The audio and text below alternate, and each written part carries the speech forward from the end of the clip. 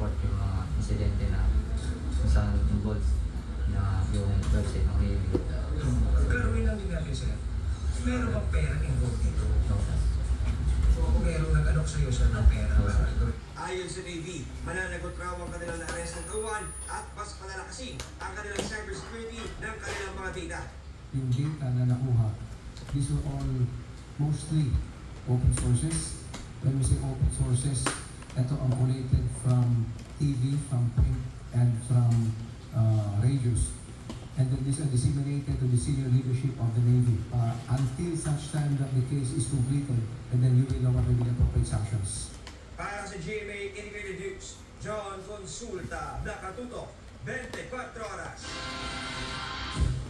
Posible raw na may tinatago pang detalye kaugnay sa paglobo ng budget para sa pinapatayong new Senate building na ayon kay Senator Alan Peter Cayetano ay posibleng umabot ng hanggang 29 billion pesos. At marami manong mga hindi nagsasabi ng totoo kaugnay sa issue.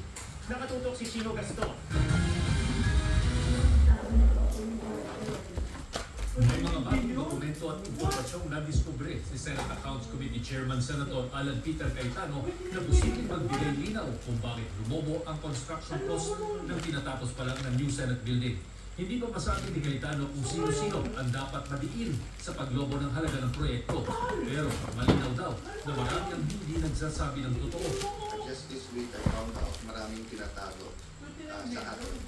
Sino nagtatago, bakit tinatago, I haven't got this to them. But I've finally received caches, halos a half room full of documents. People are either blatantly lying or just not speaking to us. No? Sinabi ni Cayetano, maaaring umabot sa 29 billion ang halaga ng construction dahil sa pagtaas ng presyo ng materyales. Ang problema, may pending tayo na revision sa design. So pwede pang tumaas ng 25 to 27 billion at wala pang inflation yan o wala tayong mamamulong dyan. Baka 26 to 29 billion. Ayon kay Senator Cayetano, kung masusunod ang projected cost ng new Senate building sa halagang 29 billion pesos, ito na ang pinakamahal na itinayong building sa buong bansa. Ang pagdinig sa new Senate building na uwi sa pagrereklamo ni Senator Nancy Binay, ang dating Accounts Committee Chairperson, laban sa pumalit sa kanyang si Cayetano matapos silang magpalitan ng maiinit na salita.